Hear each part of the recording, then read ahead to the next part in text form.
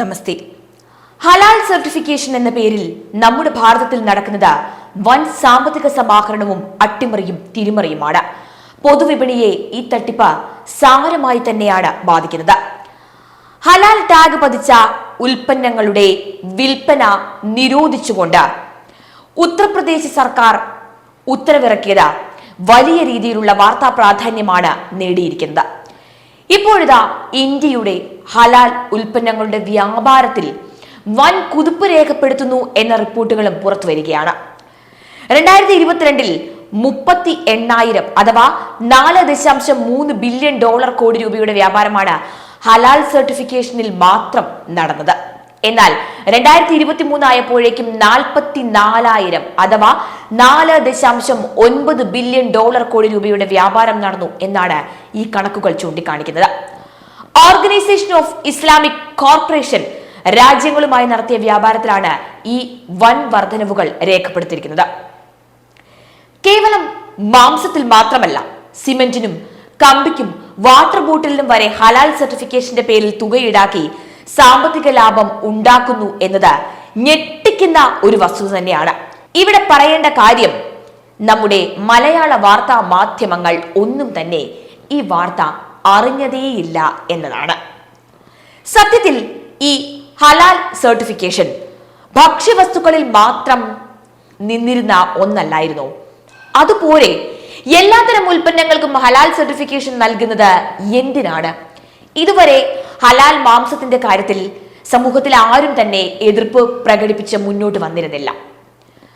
കാരണം അതൊരു സമൂഹത്തിന്റെ വിശ്വാസത്തിന്റെ ഭാഗമായി മുന്നോട്ട് പോകുന്നതാണ്.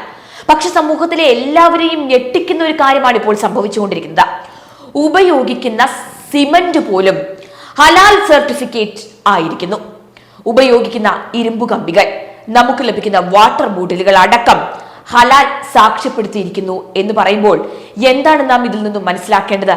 നിങ്ങൾ പറയൂ, സത്യത്തിൽ ഹലാൽ എന്ന ആശയം എന്തിനാണ്, അല്ലെങ്കിൽ അത് എന്തിനായിരുന്നു ഉപയോഗിച്ചുകൊണ്ടിരുന്നത്? ഈ വ്യാജ ഹലാൽ സർട്ടിഫിക്കറ്റ് വഴി കോടികളാണ് ഇതുമായി ബന്ധപ്പെട്ട സംഘടനകൾ എന്തായാലും സമ്പാദിച്ചു കൂട്ടിക്കൊണ്ടിരിക്കുന്നത്. എത്ര ആലോചിച്ചിട്ടും പിടികിട്ടാത്തതും മനസ്സിലാക്കാത്തതും അതല്ല, ഈ വെജിറ്റേറിയൻ ഭക്ഷ്യവസ്തുക്കൾക്ക് എന്തിനാണ് ഈ ഹലാൽ എന്നാണ്. ഗോതമ്പ് പൊടി, കടലമാവ്, ഇവയ്ക്കൊക്കെ എന്തിനാണ് ഹലാൽ സർട്ടിഫിക്കറ്റ് നൽകുന്നത്? ബേസൻ ഹലാലോ അല്ലാത്തതോ ആകുന്നത് എങ്ങനെയാണ്? ചുരുക്കി പറഞ്ഞാൽ പണം ഉണ്ടാക്കാൻ ഹലാൽ സർട്ടിഫിക്കേഷനുകൾ ഉപയോഗിക്കുന്നു. ദേ അത്ര തന്നെ കാര്യം. ഇസ്ലാമിക വിശ്വാസ പ്രകാരം പല ഉൽപ്പന്നങ്ങൾക്കും ഹലാൽ അംഗീകാരം ലഭിക്കുന്നതിലൂടെ ശരീഅത്ത് നിയമപ്രകാരം അവ അനുവദനീയമാകുന്നു എന്നതാണ് വിശ്വാസം. ഭക്ഷണങ്ങളുടെ കാര്യത്തിലൊക്കെ ഇതാവാം. പക്ഷേ ഈ സിമന്റിലടക്കം ഇത് കുത്തിക്കയറ്റുന്ന തെമ്മാടിത്തരത്തിന് എന്ത് പേരിട്ടാണ് നാം വിളിക്കേണ്ടത്? ഇന്ത്യയിൽ മുത്തലാഖ് നിരോധിച്ചതുപോലെ ഹോട്ടലുകളിലെയും മറ്റും ഈ ഹലാൽ ബോർഡുകളും നിരോധിക്കണം. അതുപോലെ ഈ ഹലാൽ സർട്ടിഫിക്കറ്റും ഇല്ലാതാക്കണം. എന്തൊരു ഭക്ഷണ ഉൽപ്പന്നങ്ങളിലും അല്ലെങ്കിൽ ഏതൊരു ഭക്ഷണ ഉൽപ്പന്നങ്ങളിലും ഇവർ മുൻതവണ തുപ്പും. ദേ ഇതാണ് ഹലാൽ. എന്നിട്ട് ഈ വസ്തുക്കളാണ് പല വഴി കറങ്ങി തിരിഞ്ഞ് നമ്മുടെ ക്ഷേത്രങ്ങളിൽ അടക്കം പൂജകൾക്കായി എത്തുന്നത്. ഇത് ചെയ്തിരുന്നത് ഇസ്ലാം മതവിഭാഗക്കാർ അല്ലാതെ ഹൈന്ദവരോ അല്ലെങ്കിൽ മറ്റേതെങ്കിലും മതവിഭാഗക്കാരോ ആയിരുന്നു എങ്കിൽ ഇവിടെ എന്താകുമായിരുന്നു പുകില്? കൊടുമ്പിരി കൊണ്ട് ചാനൽ ചർച്ചയും പ്രതിഷേധവും ഒക്കെയായി ഇവിടെ ആളിക്കത്തിയേനെ. ഇതിപ്പോ ഞമ്മന്റെ ആൾക്കാരുടെ കാര്യമായതുകൊണ്ട് മലയാള വാർത്താ മാധ്യമങ്ങൾ ഒന്നും തന്നെ ഈ വാർത്ത അറിഞ്ഞതുകൂടിയില്ല.